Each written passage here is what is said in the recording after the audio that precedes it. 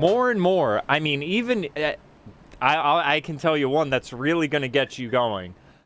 I'm starting to wonder how real things really need to be. And here's the big one that actually put me, I think this was it.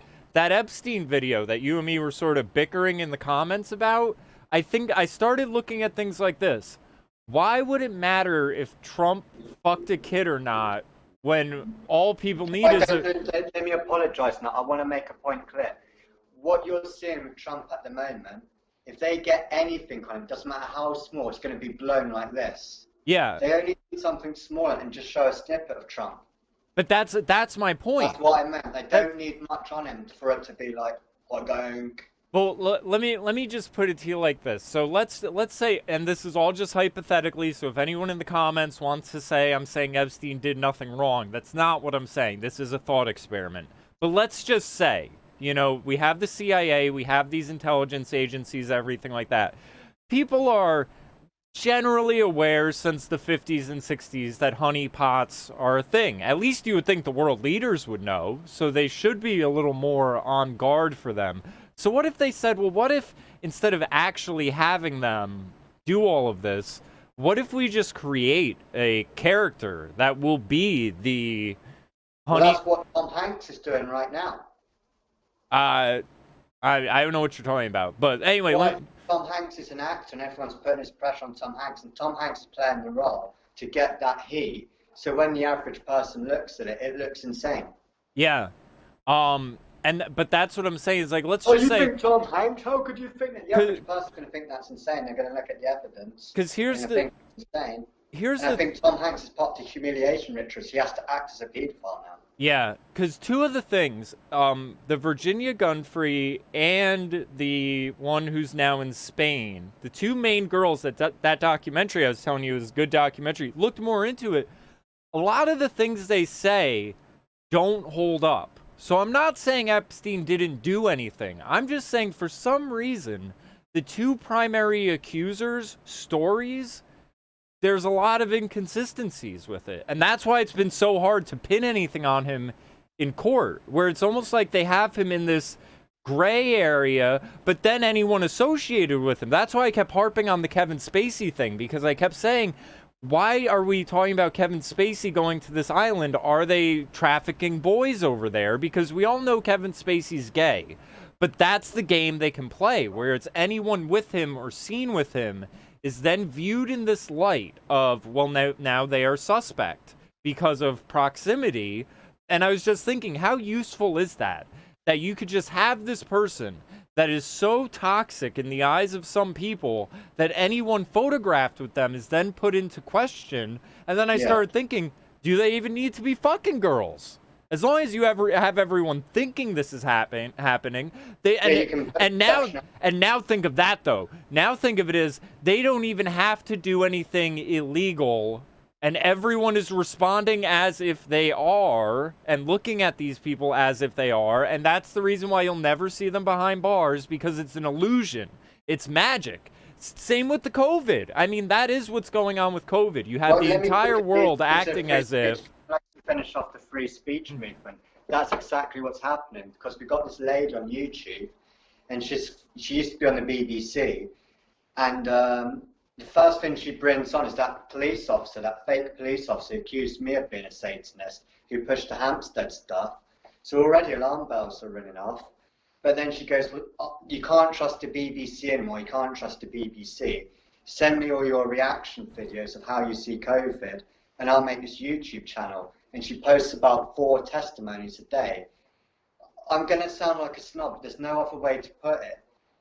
She's getting all these videos. The people you're getting on it's like, I'm Karen, I'm a stay-at-home mum. The next one's like, I'm Barry. This is like the cream of the cream. I'm Barry, I'm a taxi driver. You've got, I'm Greg, I've got mental health issues, now I'm unemployed, and I don't believe in the COVID.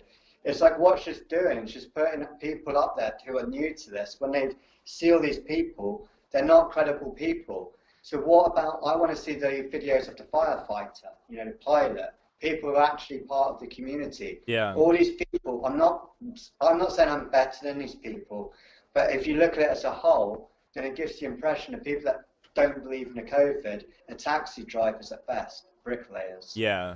But all the professionals are on BBC and Sky News, right? Yeah. And that's exactly what this protest was doing. Again, send us in your testimonies. And when I went to this protest, it was meant to be about the community. Everyone there looked unemployed. And they were all woke, you know, we're all recently woke. And it's like, well, this isn't going to work because you're all useless. Like, we need teachers, we need firefighters, we need the community. None of you are going to get any ground. So, I'm not saying I would, but it's like this BBC woman, what's happened to all the videos she's done? You ever thought she's just filtering them? Yeah. She's got some absolute gold in there. She's got the firefighters that don't believe in COVID. She's got the pilots. She's got the lawyers. She's got the nurses. And she's just memory holding it. So I'm going to give you now another example, and you're going to like this one because this has a false binary involved. And, you know, it's kind of great we're doing this because these are the two longer videos I wanted to do the other day, but I had to run to work.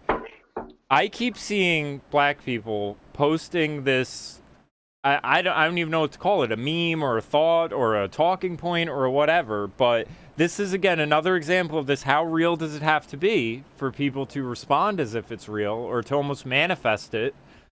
There's this new line, or maybe I've seen it for weeks now, of, well, how come you're so offended about Black Lives Matter, but you don't say nothing about the KKK? And it's that. Where are the KKK? Well, but first off, it's the false binary now. And now one of the things about this is, okay, if we're viewing this as a binary, what is being said about the person saying this? Are they not then recognizing that these two are comparable? Because my honest reaction to that would be, well, you're telling me this is a civil rights organization and that's a terrorist movement. So why are you asking what my opinions are between the two, right?